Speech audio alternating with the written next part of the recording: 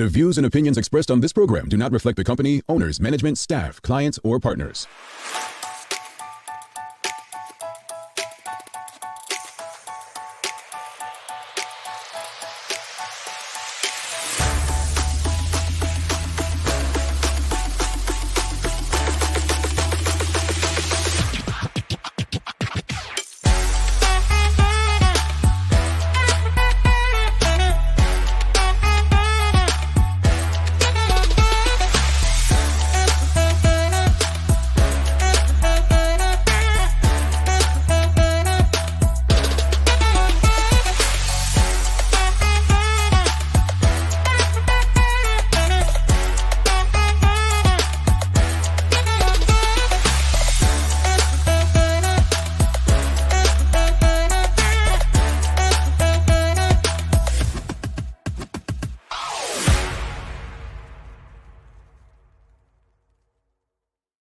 It's Thursday, the 31st and final day of August 2023. Welcome to Bermuda's Daily Talk Show. It's the Daily Hour, brought to you by the BAC Group of Companies, Medical House, and Lindos. I'm Jamal Hartman, and Maya Palacio will be with you in a bit to bring you the latest in her news break, brought to you by People's Pharmacy. Well, I have a story for you all. I have a story for you all, and I don't know how this is going to go over with you all, or even Maya, because she's a pet lover, but I have a story for you all. And I'm going to tell you the story before we get into a very serious conversation today. So I attended a conference yesterday. And for some reason, I mean, it's not a bad thing. I'm not judging, right? Let me just put out there, I'm not judging. But, people bring other people or things with them everywhere they go. So it was a lady pushing a carriage. Back in my day, right? You pushed the carriage, there was a baby in it. But in this carriage, there was a dog. So, me sitting at the registration desk at this conference, I say, who's that? She says, well, this is Potato. You all, I know I ain't got no dog, but why Potato? Like, this dog has to go to doggy daycare and worry about like other dogs barking at him and teasing him because his name's freaking Potato. Like, I had to stop myself from saying, you named your dog Potato? I don't know. Anyway, folks, so I met Potato yesterday. And,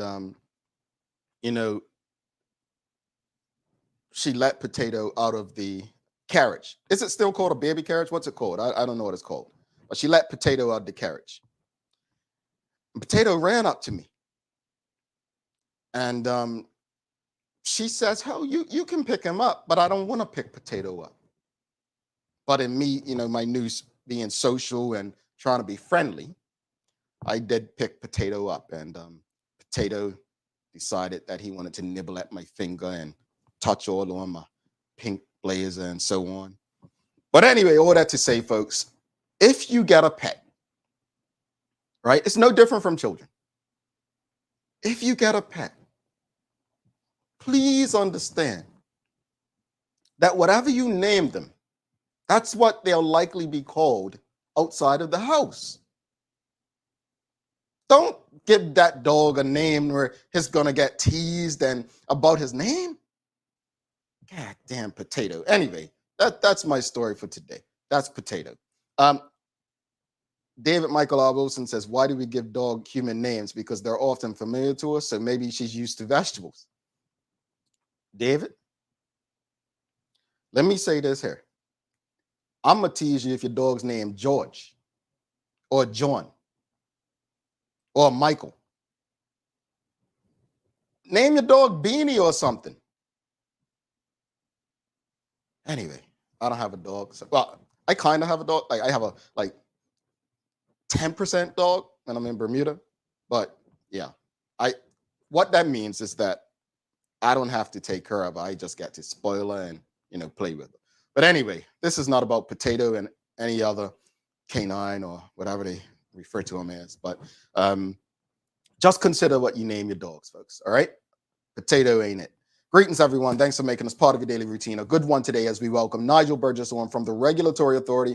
Another important conversation. Interestingly enough, I didn't realize we had Belco and the RA back-to-back. Conversations have nothing to do with each other, I don't think, but we're discussing offshore wind farms today. So should be an interesting conversation. I know yesterday questions were asked about how to get to a space where we no longer lose power. Could be offshore wind farms. I don't know. You all know more than me. The Daily Play is a name that place. So because Maya got it yesterday. So if anyone else wants to get it, just know that it's a name that place. So get your geography book out or whatever and start looking at maps so we can get this answer before Maya does. And don't forget to subscribe on our website. Follow us on all of our social media channels to stay up to date with all that we have going on. Help us grow beyond the mic as we do our part to continue to improve our community. Karen Simmons says, poor Mr. Potato. Yeah. I wonder what Maya thinks of that. We're going to ask her later. Freaking potato. Because, she loves pets. Maya loves pets, I think. I don't think she's going to, We'll see what Maya thinks about Mr. Potato later. But anyway, we have a very serious conversation this morning. Yesterday, if you followed the Royal Gazette, in the Royal Gazette, there was a headline said, government gives notice of sex offenders prison release. That's one issue I have. Here's the other thing.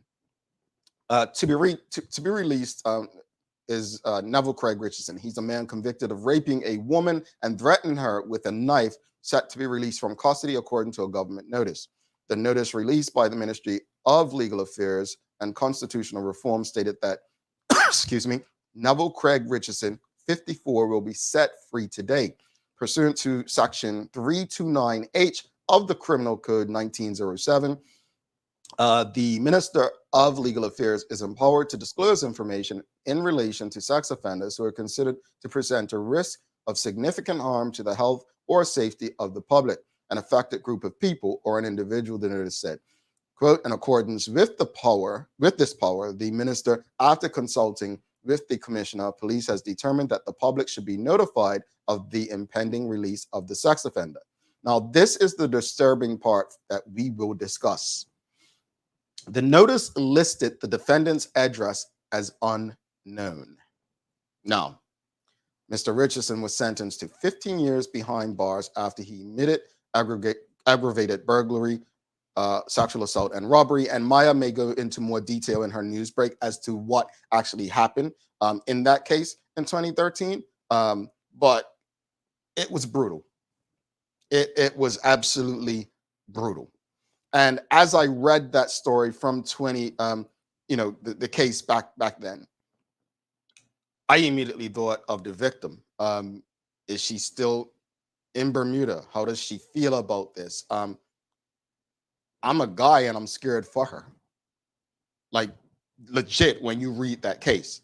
But the most disturbing part about that for me, I don't know about you all, just now what I read was that the address of this person, it listed, now again, it says the notice listed the defendant's address unknown. That doesn't mean he doesn't have an address. But we had a poll on our Instagram stories. Question of the morning is a simple yes or no, and we'll get deeper into it because we did get some people who wrote us privately on our Instagram, and we'll share some of those comments. But the question was very simple. Do you believe sex offenders should have a publicly known address? Do you believe sex offenders should have a publicly known address? Yes or no? Do you believe sex offenders should have a publicly known address? And Ebony Souza had a question. She says, how are these sex offenders being released with an unknown address? Well, I mean, I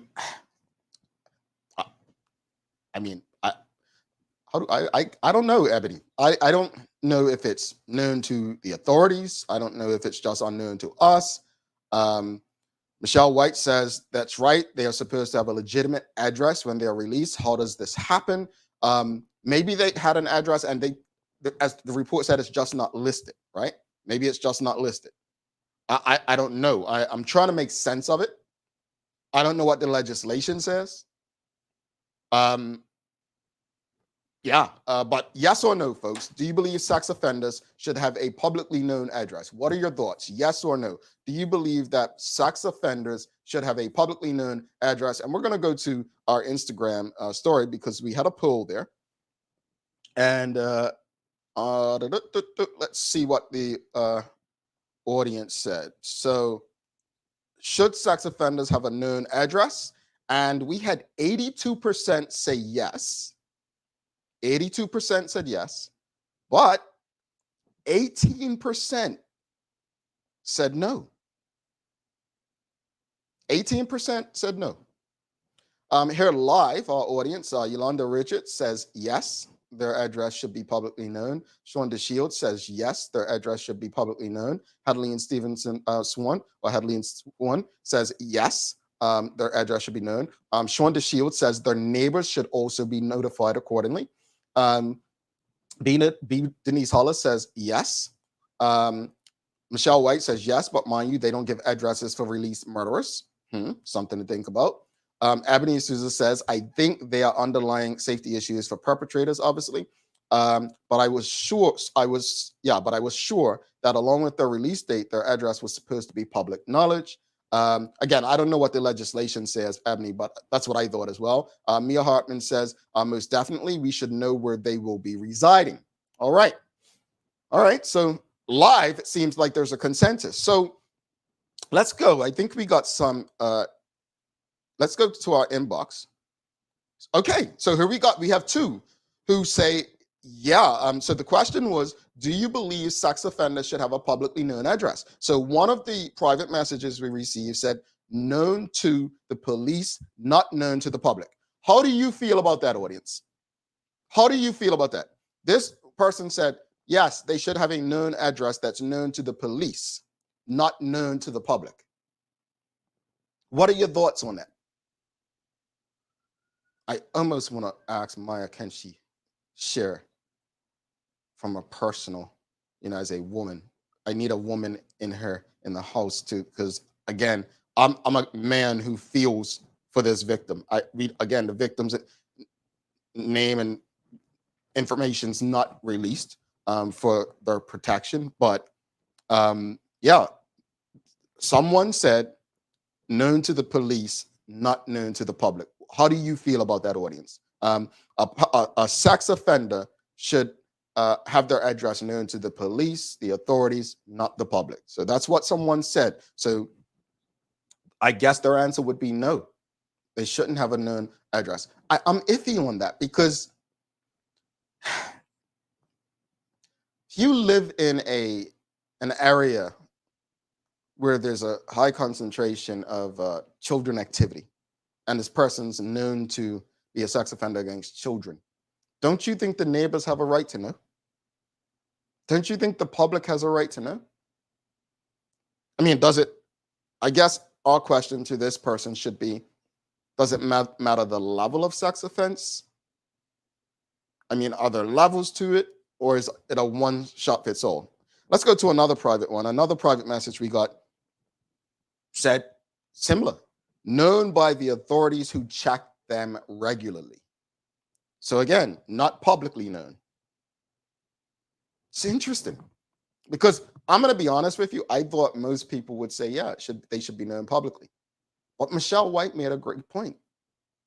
They don't give the addresses of murderers. It's interesting. Do you believe sex offenders should have a publicly known address? Denise Hollis says, I live alone. I would definitely like to know if he's in my neighborhood. And again, the brutality of that crime. And, I don't want to sit here and act like, we all have a past. We all have gotten a speeding ticket probably, or, done something. I know some people are goody two shoes. I'm not calling no names. Some people ain't even got a speeding ticket or a parking ticket, right? But most of us, I had two as a teen. I haven't had one since. I think this is what I'm knocking on. But anyway, in saying that, I'm just not sure that I've seen enough research or read enough stories where all people can be rehabilitated. And I think that's fair. I'm just not sure that I can sit here and say everyone deserves a second chance. It sounds good in politics and in theory, right? But the brutality of such, and for the greater good of a community, I'm not quite sure someone should be released without the public knowing their whereabouts. That's just my personal opinion. I'm not speaking on behalf of anyone else. And that came not just by seeing that this individual would be released, but it came from really going back to read the story of the actual crime. Mia Hartman says, I just don't understand as to why perverts have always been hidden. Folks, what are your thoughts? And let's be honest. Let's not just share our thoughts amongst ourselves on this show. These are the things, there's a by-election coming up. These are the kind of things that should be determining who your vote goes to. These are the people charged with legislation and policy to protect you. Don't forget that. These are important community conversations we're having for a reason. Do you believe sex offenders should have a publicly known address? That's the question. Sean DeShield says the public has a right to know about sex offenders living nearby, especially where many children living. I don't disagree. I don't disagree. Michael Daniels says, could it be that our present system is inadequate? See, Michael, and that goes back to the comment I made not even 60 seconds ago, right? There's a by-election coming up. There's absolutely no reason that this should not be top of mind when that wannabe MP or potential MP comes knocking on your door. These are things we don't even seem to consider or think about, right? I'm sorry, but I have old sisters raised by all Black women. My two business partners are women. Majority of the people on this show with me are women. Yeah, I think about all of them when someone like this, who has been so harmful to people like them, is released. You think if this person's staying in a neighborhood where one of my colleagues on the show is, it's not going to concern me? Do they have a right to know? Yeah. And the question then comes, well, who are we protecting? Who are we protecting?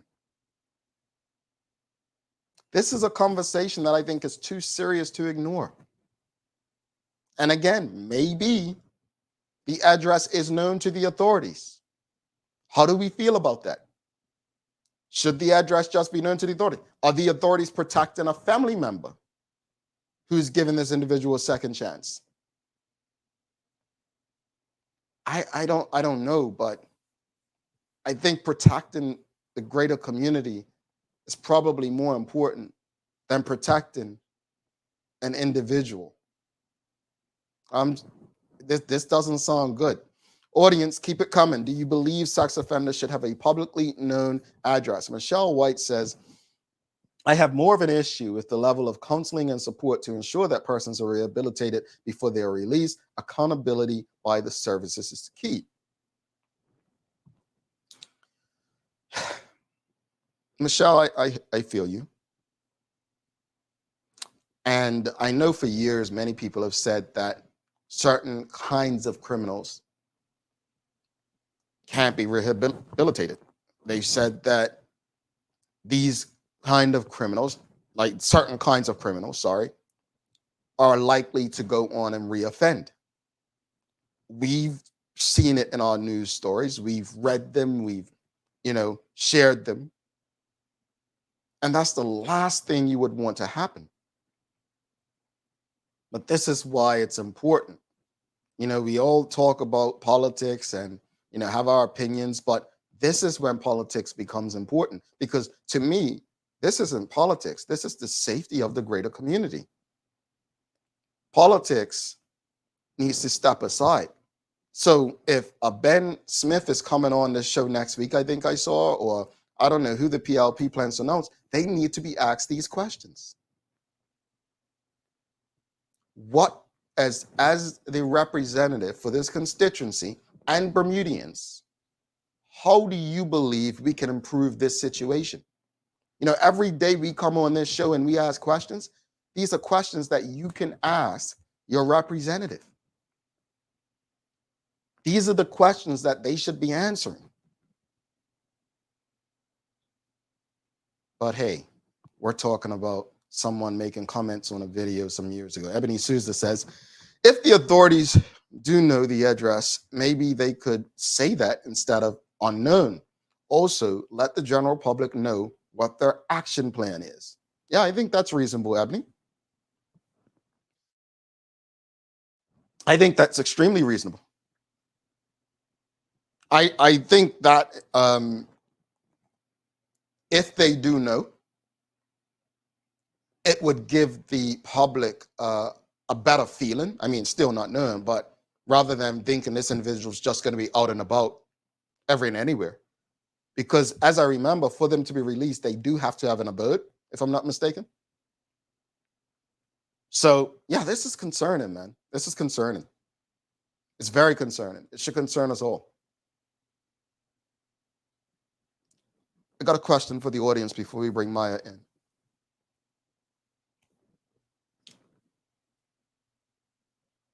Do you believe an issue like this should be top of mind for the by-election? Yes or no? Do you think an issue, because let's say this story was never in the Royal Gazette. Would we even be talking about this? Would we even be considering this? Do you think that, yes or no, do you believe that this situation, this type of legislation should be top of for the next by-election, the upcoming by-election? Denise Hollis says, if they provide a general area, i.e. St. David's, I think that's cool. I think they state that could be done. Say the Parsons Road area, North Shore, Pembroke, something like that. I think that's good. Michael Daniels says, would a group of people be prepared to come together to discuss this with a view to informing government? I thought that's what we were doing here, Michael Daniels. But you're right. I think, collective action could make the difference. Michelle White says, then they should stay incarcerated if the support isn't there. The idea is to protect the public. Maybe the judiciary needs to be levy additional judgment in the event of lack of resources if released. We asked if this issue should be top of mind for the upcoming by-election. Mia Hartman says yes. Let's bring Maya in for the Daily Hour news break. I'd love to get her opinion on this as well. So, yeah, folks, if you've appreciated the discussion, give us a thumbs up, a love, a like.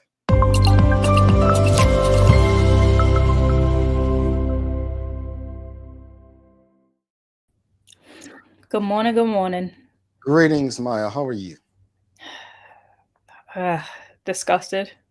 Probably the best word to put it. It's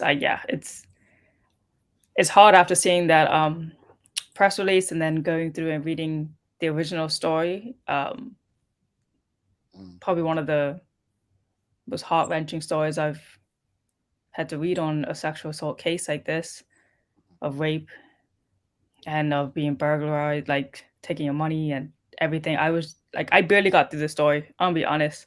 If anyone really wants to read the story, because I don't want to share it again here publicly, just out of respect for the family. But I will put the link down below on the Gazette once I conclude my news piece this morning. But yeah.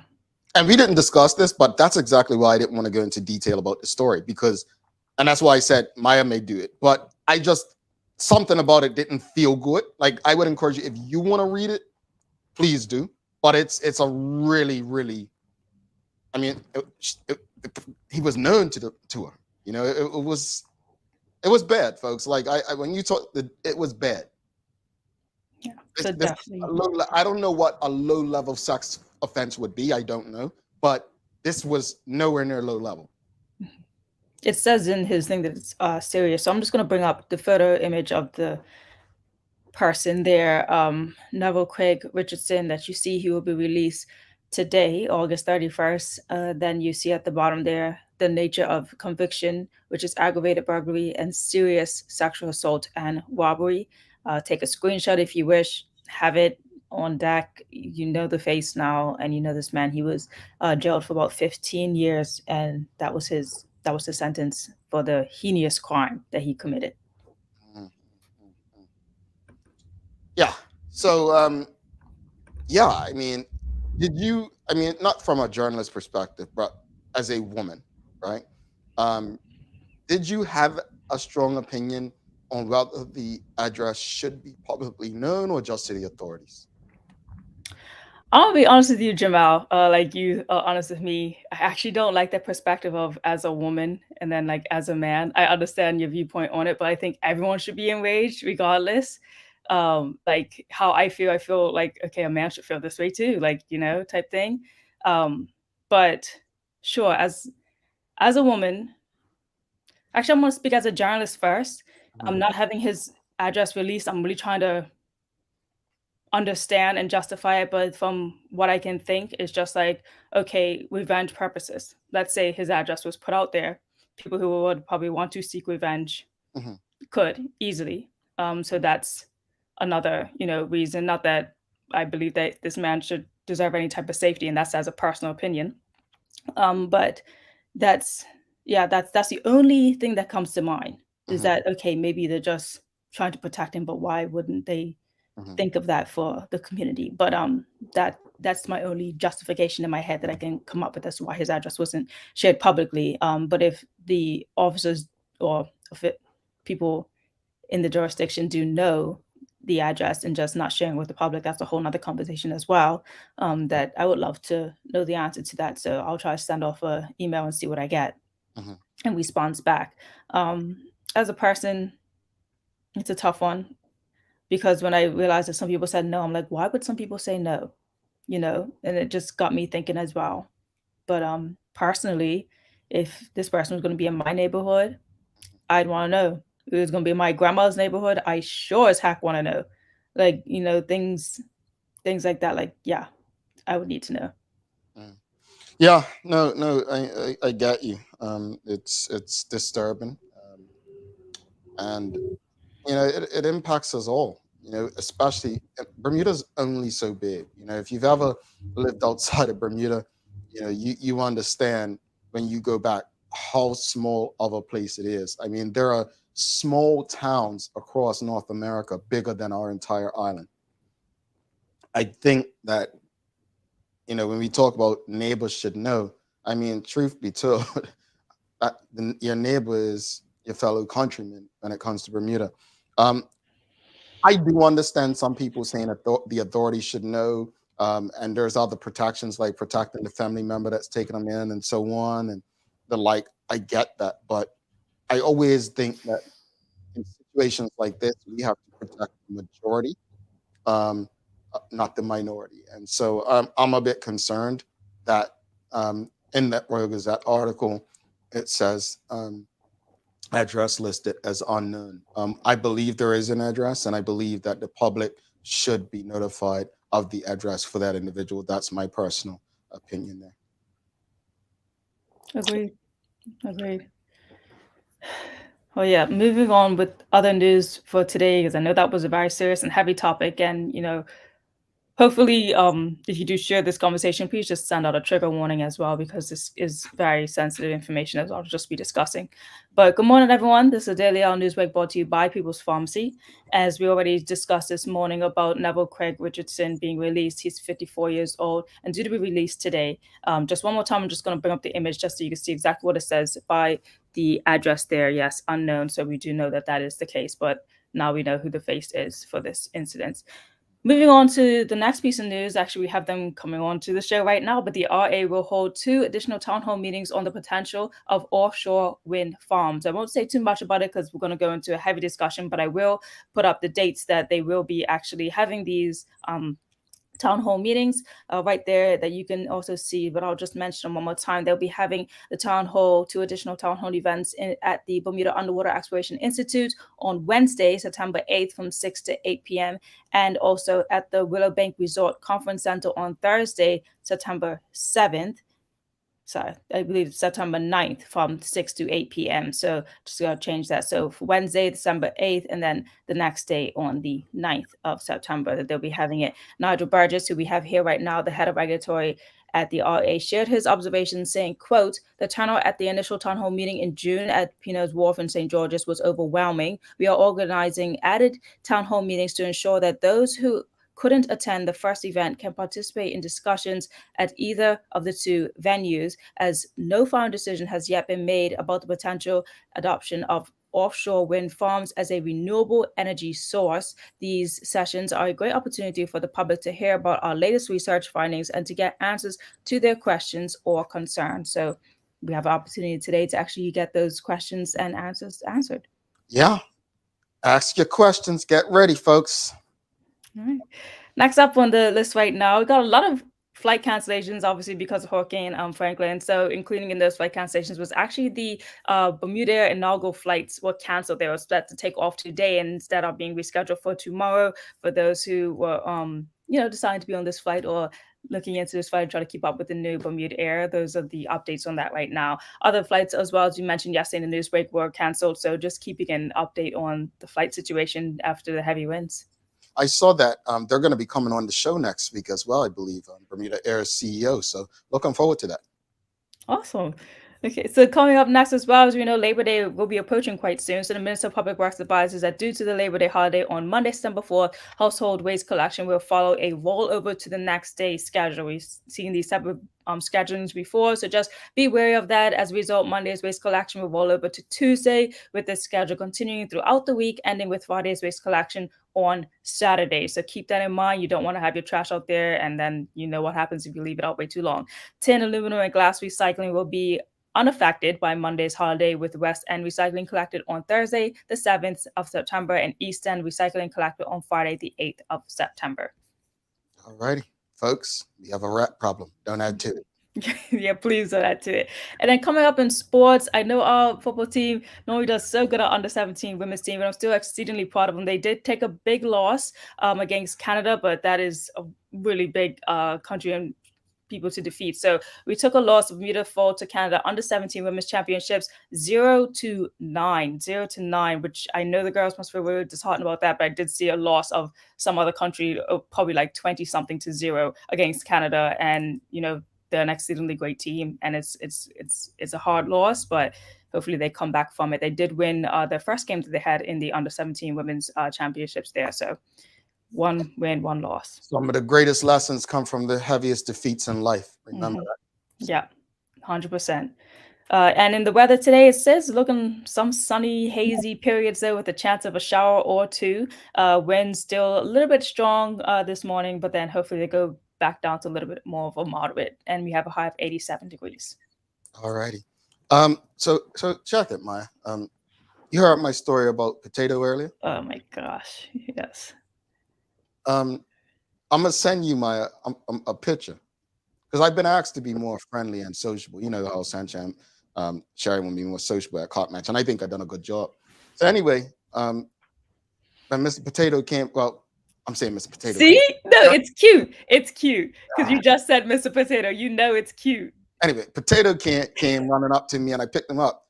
You should have seen me holding him, folks. I'll show you the picture on social media. Like, dude, you're on my new thing. Like, he's a little tiny little, the pug looking dog. So a pug? Yeah, a little pug thing. Or Frenchie? Maybe? I'll show it to you. You'll see. You could determine. I don't know what breed he was, but he looked like one of those things. But yeah, Potato, I'm just upset about his name, man. There's nothing wrong with Potato. I think it's a cute name. And you already said Mr. Potato, and they didn't even call it that. It just came to your mind. No, you knew it was cute. Like that earlier. Okay, yeah. You know it's cute. Just imagine it. Little Potato. I'm not naming my damn dog Potato. All right? Why? It'll match your hair. Wow. See how she is? I had to do it for Sherry. I knew Sherry would say that. So Wow. You know what? It's time for Days of the Year. Since we're talking about potatoes and heads and stuff, Guess what day it is, man? It is Eat Outside Day. Eat Outside Day. So, how should you celebrate Eat Outside Day?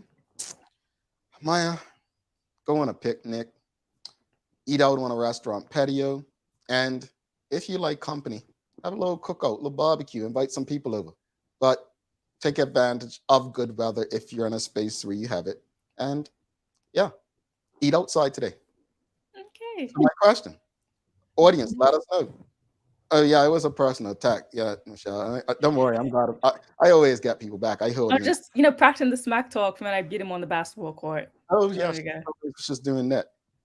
Maya, before you go, audience, let us know. Where is your favorite place to eat outside? My favorite place to eat outside probably has to be Botanical Gardens or Victoria Park. Because Victoria Park at least has the benches, but Botanical Gardens has a really great view and all the flowers. And I like to set up a little, blanket luncheon, and it's just really nice. And Masterworks is right there, and you can just visit the art right after. Okay. Yeah, I was trying to think of this one over, and I'm just like, nah.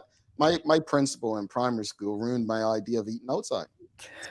She said, because we would go Fat Man's Cafe when leaving Prospect, and people would get food and be walking on shit. You all should not be eating on a sidewalk. All this fumes from a car coming in your food. So it always made me think like if I was eating out on a patio and traffic was going by, like she ruined me, man. She ruined me. We can't then go to a park, like I said, Botanical Gardens. But then there's bugs there, right? I'm about to swat them away from my food. Okay, Maya. Okay, I'm not taking another personal attack today. Charles H. Jefferson II says Paris. Ebony Susan says Ferry Reach or Watch Hill Park. We've got Sean Smith. He said Fort Hamilton. That's nice. Bay. Renee Simmons, Botanical Gardens, like you, Hedley Swan. So, okay, well, I'm going to have to try this outdoor eating thing. Yeah, Johnson's Bay, because they have that barbecue grill restaurant place there. Yeah, it's actually really good. I've been there a couple times. I can't remember the name. I'm so sorry, but yeah. Oh, Scotchy's in Montego Bay. Yeah, that's pretty cool. Yeah, it's a jerk pit. Yeah, I've been there. But Paulaville and Old Boys Point in Ton if I'm working. So, yeah, all right. So, folks, take advantage of Eat Outside Day. Go take yourself on a date. If you got a dog named Potato, take him on a date. Do whatever. Yeah, Potato. I'm not over that. Maya, you have a wonderful day. You too, Mr. Potato. Whatever. Folks, don't go anywhere. We've got Nigel Burgess from the RA coming up. We're discussing offshore wind farm. She said I got a potato head. You know what, Maya, can I get a inspirational quote as well, please? Thanks, I forgot today. She owes me that since she called me Mr. Potato Head. Anyway, stick with us. We'll be right back after this.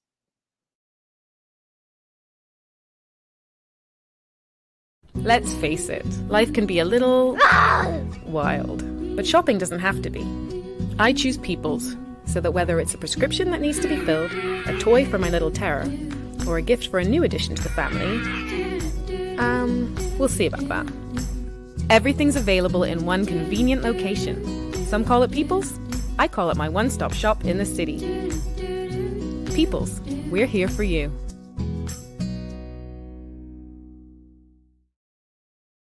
Welcome to the new bulk store, Lindo's Next.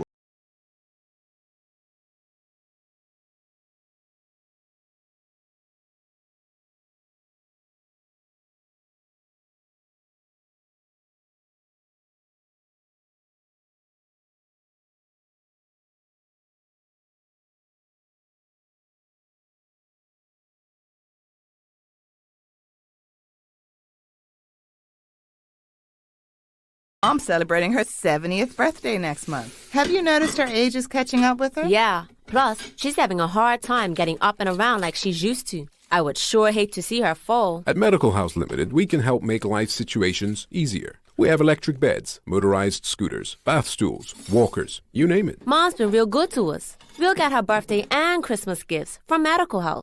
Medical House has relocated next to the Dandytown Field, number 6 Bakery Lane, Pembroke. Telephone 292-3622.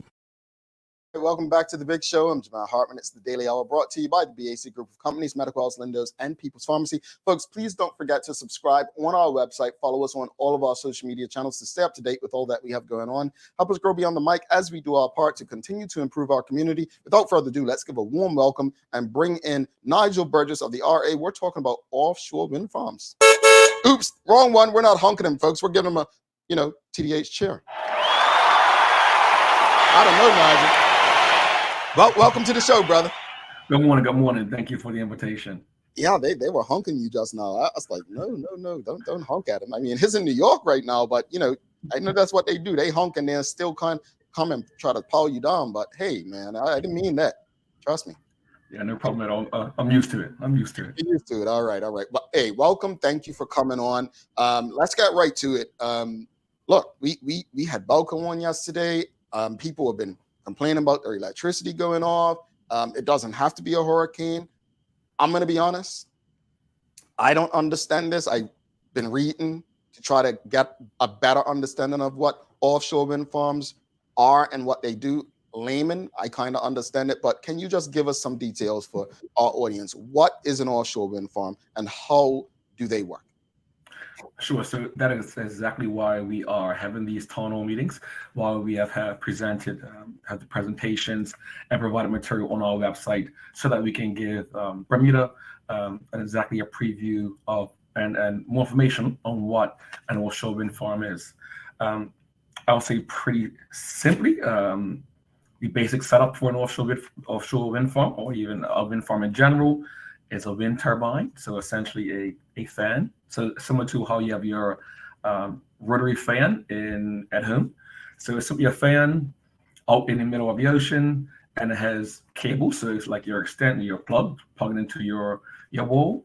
And then you have a substation which would connect multiple fans into one place, and then that provides another cable into your existing electricity network. So fairly straightforward. Three major components. I'll see a fan and a pole, your cables, and a substation. But in the water. So relatively simple concept. Yeah.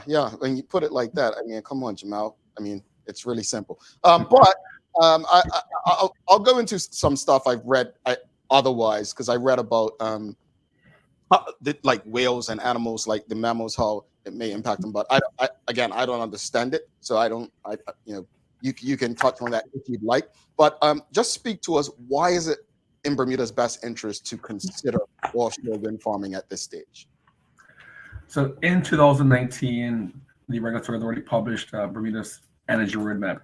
This laid out a plan to pursue approximately 85% renewable energy target by 2038. And this used a combination of both solar and wind. When we look at Bermuda's solar potential, we are limited by land. We need the land to fully maximize the potential of solar. So because we have those land issues, land scarcity problems, for solar, we recognize wind could be the next best option. And again, onshore is land scarcity issues. So ideally, or what's more feasible is moving it offshore. So that's how we have got to the two considerations for solar and wind being the best renewable energy options. Solar, maximizing that potential. The next best is looking at wind. Now, we have done both environmental, technical, economic assessments for this, which included, like for example, the whale studies. Consideration for the whales, and what we have found so far through our pre-environmental assessments is that there are no significant red flags which would immediately take this off the table. So our studies have said, no, we should look farther to see if this if there's more feasible options, and this should be fully considered and implemented. So that is what we are doing now, doing this further studies to determine whether we should actually go forward with the developments. So no decisions have been made yet. It is all in the last learning stage. Okay. Audience, if you have any questions or comments regarding this, again, so many people, when it comes to electricity, have a lot of complaints about the cost. They have complaints about losing their power. These are the alternative options that are being considered going forward. And I believe you said Plan 2038. Let's just explain. I mean, you just said why it's in Bermuda's best interest, but what are some of the benefits of offshore wind farms? So some of the immediate benefits are it reduces the emissions. I think the world is on a global push to reduce carbon emissions. This development could provide up to 30% of Bermuda's electricity demand, so displacing a significant amount of CO2, so approximately 110,000 tons. Again, this goes to the global push of, I say, decarbonization. This can also produce local jobs. There will be benefits during supporting the construction, local boat operators. Also, tourism has thrived in other areas which have wind farms as well. But more importantly, for Bermuda, it increases Bermuda's self-reliance and energy security. Right now, we're fully reliant on fossil fuels from other countries, and of course, we are highly dependent on the prices of those fossil fuels. So it provides some price stability. Any renewable energy which comes to Bermuda would have the price set for the duration of their license. So you have so you can benefit from that price stability, and you know what that price will be for that duration, say 25 years. And again, it helps us to meet our renewable energy targets. And again, this will set a precedence for the region. Even off the east coast of the U.S., which is exploring wind, there are no commercial developments in place. And again, first in the Caribbean region as well. So again, Bermuda will be trailblazing and setting the precedence. Interesting. Folks, keep the questions coming. We'll get to the questions from the audience in a second. But let's move into, so why is it so necessary to have public consultation on offshore wind farms? And when are the upcoming ones taking place? I know Maya mentioned earlier in her news break. Yeah, so we have two. We had one in St. George, which we had a good turnout for, quite surprising turnout. We have two more scheduled for in the Central and in the West End next week, Wednesday at Bowie, BUEI, 6 to 8, and then on Thursday, yes, again 6 to 8 at the Willow Bank Resorts. Again, this is a decision which we want all of the public and stakeholders to be involved in. In 2019, when we laid out the energy roadmap for Bermuda, we received overwhelming responses for renewable energy push, and that's what led us to this increased target for wind and solar resources. So we do listen to Bermuda. We want to hear their input and what their feelings are, and again, this will impact all of Bermuda.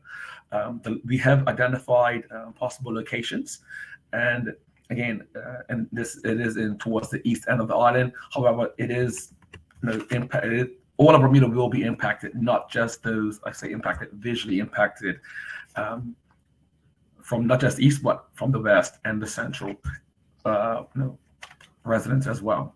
All righty. Let's go to the audience, and folks, I'll get through as many questions and comments as possible, so keep them coming. I appreciate your patience. Renee Simmons is asking, what if there's a hurricane or tidal wave out there, or a whale wants to play with his new toys? Does the electricity go off, or is there a backup for it? So as part of our assessment, our technical assessment, we have identified categories of wind turbines which would be rated for Category 5 hurricanes, and I say it will be only developer again to install or make a development which will last for the duration of their license. I don't believe a developer wants to put anything in place which he's gonna have to replace after one storm. So those solutions can be engineered, will be engineered. So that will be on the developer to fully engineer. And I would say if the turbines are not producing electricity, they are not going to be able to recover their investment. So it's in the developer's best interest to ensure that the development is properly suited for the winds.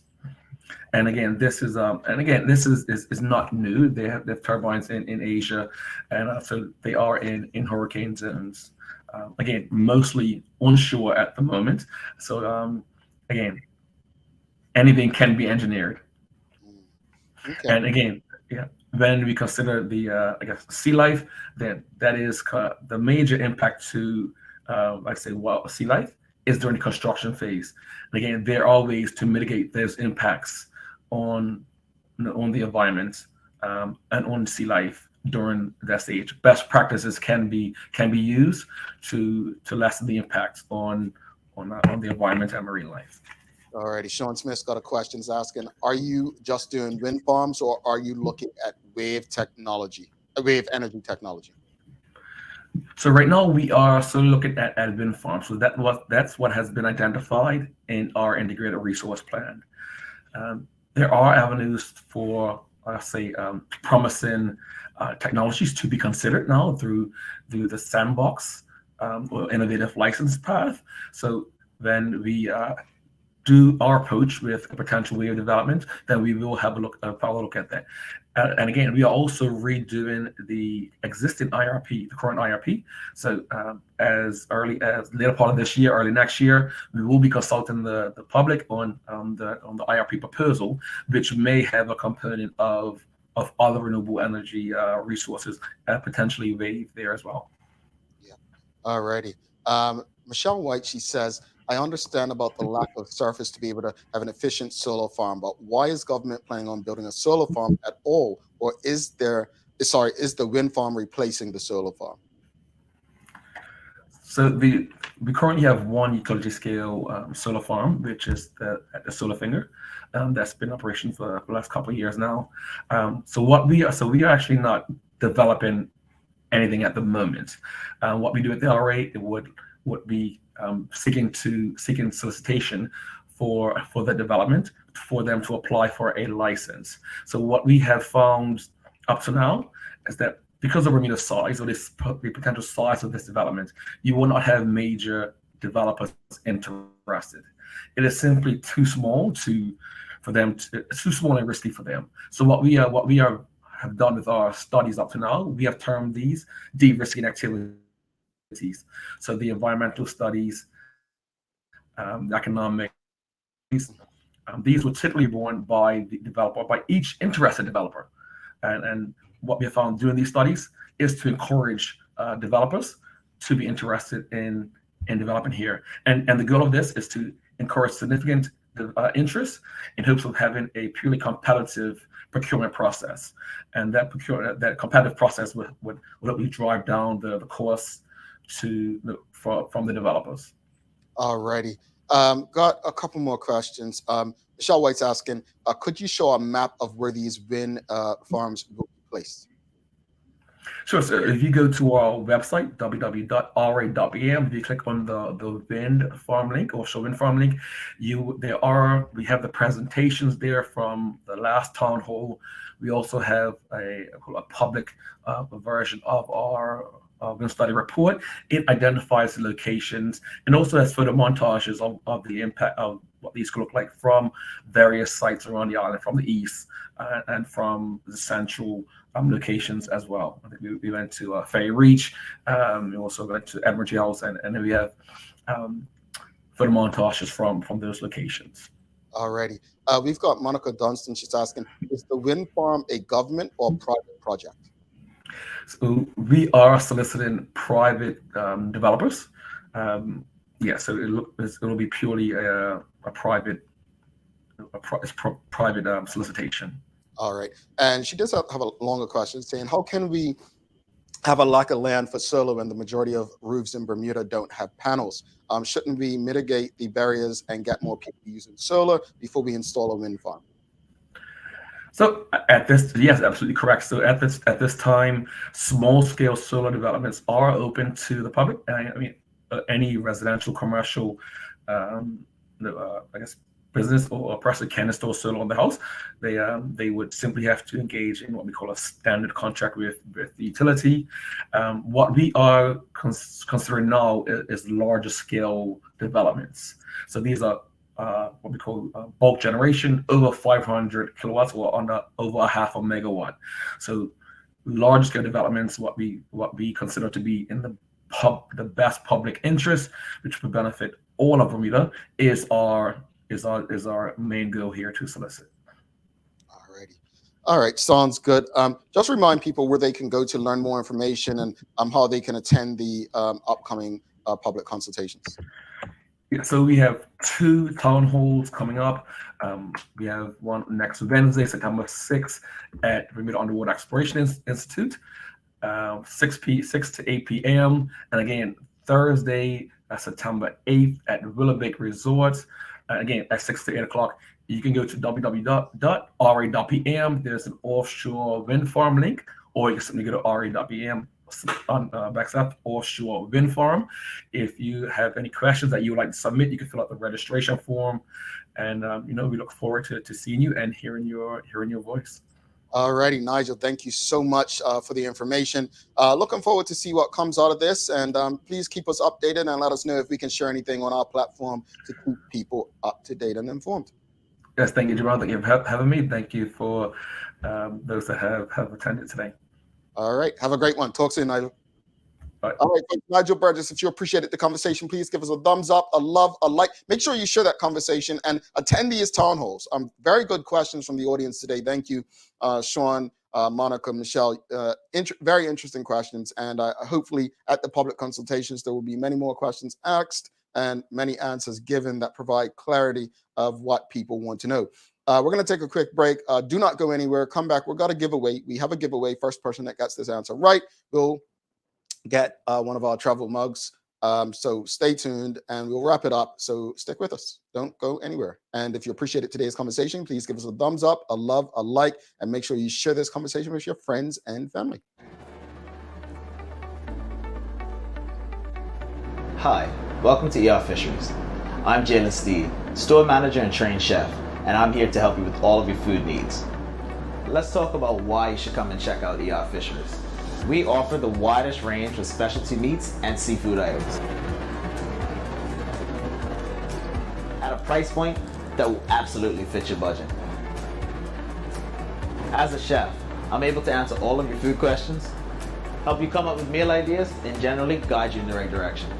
You'll get a custom shopping experience unlike any other food store in Bermuda, where we'll cater to your needs and provide you with excellent customer service. Where else can you get quality cooking advice and quality products?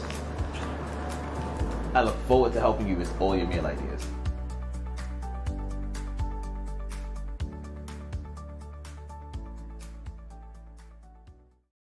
Alrighty, welcome back to the Big Show. Thanks again to Nigel Burgess and the Regulatory Authority for that conversation just now and the engagement from the audience. Really appreciate you all. We've got to ask these questions so that we can get clarity as to how this will benefit Bermuda and Bermudians long term. I want to thank BAC Group of Companies, Medicals, Lindos, and People's Pharmacy for ensuring that we can have these informative and important conversations on a daily basis. Again, if you appreciated the conversation today, please give us a thumbs up, a love, a like, and share it with your friends, your family, your colleagues, even those people that you still got on your phone that you don't like. These conversations are helpful, trust me. It's time for the Daily Play, brought to you by Bermuda Trivia, now available at stores throughout Bermuda. Follow Bermuda Trivia on Facebook, Instagram, Twitter, and TikTok to find out why it's Bermuda's favorite trivia game. All right, audience, it's a name that plays today. Here you go. First person answer who shows up on my side of the screen will get themselves a travel mug. Here we go. As of 2022, the NBA Hornets basketball team and the NFL Panthers football team are located in which U.S. city?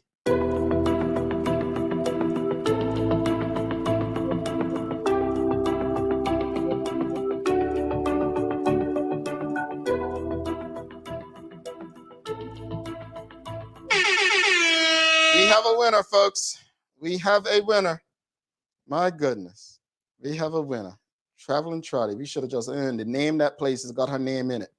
It is in Charlotte. Traveling Trotty, you are the winner. You know what to do to collect your winnings. Congratulations. Congratulate Traveling Trotty. Denver.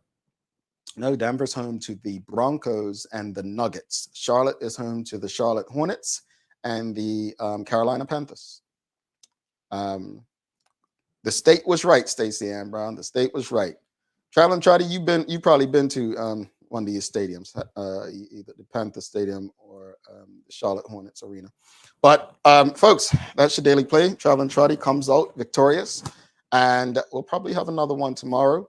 Final thoughts on today's show. I'll say this much. I completely understand people who believe that the authorities should know where sex offenders are staying, if it's in the interest of protecting maybe the victim and others.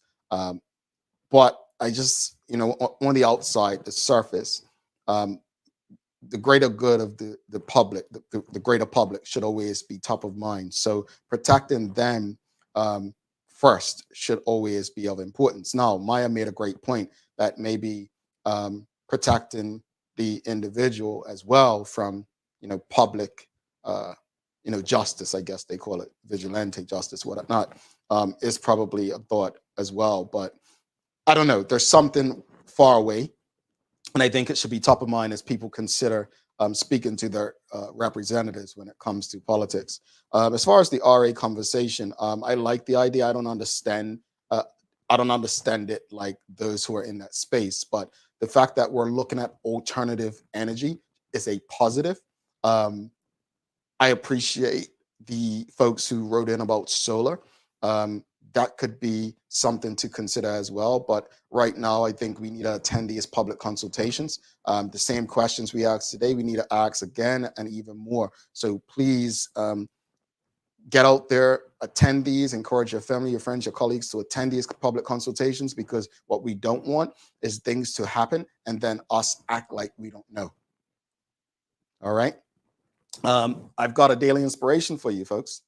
Here's your daily inspiration brought to you by EL Fisheries and Foods.